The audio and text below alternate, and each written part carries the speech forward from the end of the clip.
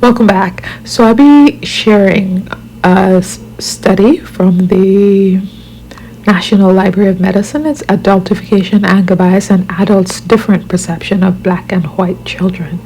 What led me to want to find out more about this? Previous knowledge, but also reading the segments of John Lewis's biography that I did, where he was perceived as this gentle, stoic child, and I loved that for him because Black children are not often allowed that here in the US. And also I was taken by the fact, or reminded, that he grew up in a predominantly Black environment. So that's how I decided to dig deeper. Before I move there, I'm going to show you how my mind works. So starting with an anecdote. So I talked about anger bias in the title. So here's how I'm going to share you an anecdote, which is a story about how I grew up in Jamaica. Well, in Jamaica, whenever I went and I said I was feeling angry, or they saw that I felt angry, they would ask you, who troubled you? Because their perception of anger was that it was caused by something.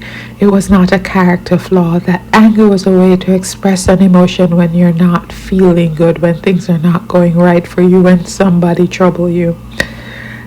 I can't generalize that to all Jamaicans, because I'm sure some Jamaicans, when they went home angry, nobody paid them any mind. But what I can tell you about Jamaicans' general idea about anger is from common knowledge. So some of the ways I can pick up common knowledge is the sayings that we have. So one saying that we have is, you think me nice? It's whenever when you've been kind to someone and they start crossing boundaries, you say, you think me nice, telling them that if you continue on this path, you'll see a side of me, an angry side of me, that you will definitely not like. Another saying that we have is, I'm a bullbuck and a duppy conqueror. We're afraid of ghosts, so if we're telling you we can conquer them, that tells you that we are telling you we're very scary, we're not to be toyed with, we're angry people. So yeah, we don't have a negative connotation for anger in Jamaica. It's an expression that is made towards people who are in the wrong, a just response. Coming here to the US, there's a difference. Especially as a Black person, you hear it's a derogatory saying to say angry Black women, angry Black men. So yeah, now why anger bias becomes a thing here and it's not a thing in Jamaica. Now let me go to the research. All those processes is show you how I think behind the scenes, but also it's how to approach research. There's some parts of the research report that is boring, maybe because some people also have not been exposed, had the privilege of going to college and taking stats. I'll not share those parts. I'm only going to share the parts that can keep you awake. So first, there's a thing called an abstract. So it's the first part, it's a summary of the research, and you just read it and you'll know what the research is about without having to bore yourself with much of the rest. But I'm going to read the abstract for you. Adultification, which means perceiving a child as older and more mature, and anger bias, perceiving anger where it does not exist, are two phenomenons disproportionately imposed on Black children compared to white children. The current study assessed whether perceiving a Black child as older increases the odds of mistakenly perceiving anger. Participating were 152 parents who viewed video representations of 40 children in an emotion understanding paradigm. So I stopped there. They tell you the subjects, how this perception was done. But this is also showing you that this is not based on one research. They are continuing and refining research. It's a way of peer reviewing. It's a way of keeping researchers honest.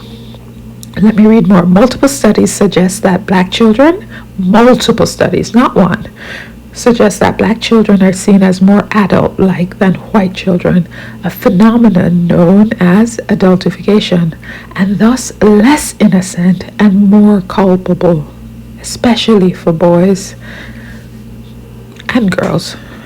There are different studies for boys and girls. One consequence of adultification may be a racialized anger bias, the phenomenon in which adults mislabel emotions of black children as angry when they're not displaying anger at higher rates than white children. This current study links these two lines of research regarding the perception of black children to better understand how age perception may affect racialized anger bias. As children mature, talking about adultification, adults increase their expectations for emotional regulation, academic achievement, and adult-like behavior. Ideally, expectations are developmentally appropriate, and when they're not, inappropriate expectations are randomly distributed. However, adults are less accurate in the assessment of black children compared to white children's behavior.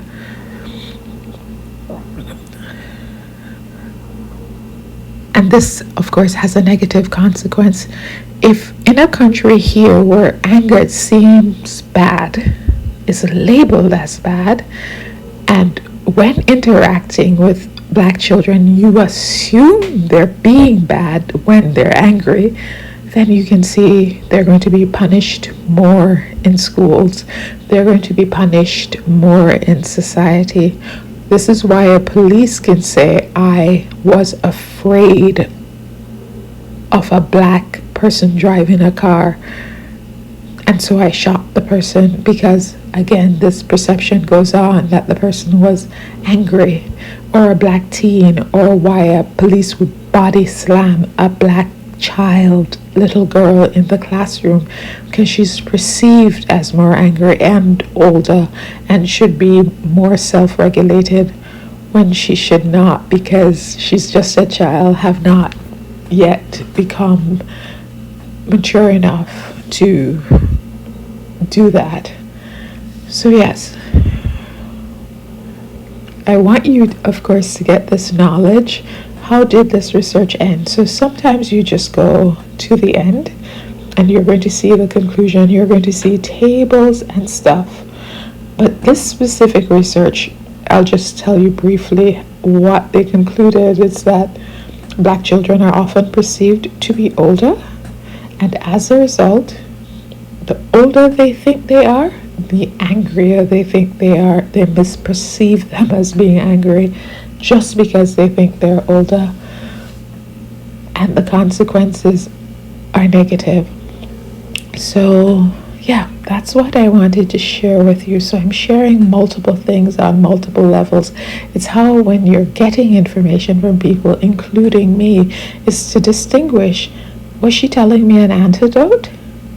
Anecdote? Yes, I was telling you an anecdote, just a story. But it was a true story, but it's not generalizable. Was she telling me scientific research? No, I was talking about common knowledge when I use the sayings from Jamaica. That's a common culture, so it's common knowledge. There's different ways of acquiring knowledge. It does not always have to be scientific. When I'm talking about research, then I'm talking about research. So there are three ways of knowing, but we have to distinguish, like, your experience is not generalizable, though you want it to be. So if all the time you keep on encountering negative black people, maybe you're the variable and not them so much. Maybe the variable is you, and your perception of them keeps on making you see these children as negative, especially, and sometimes, sad to say, it's not only people outside of the community who have these perceptions, but people inside of the community adultify black children and perceive them to be more angry and negative than they actually are. So please feel free to tell me what you think and tell me what was helpful and what wasn't helpful. Thanks so much for listening.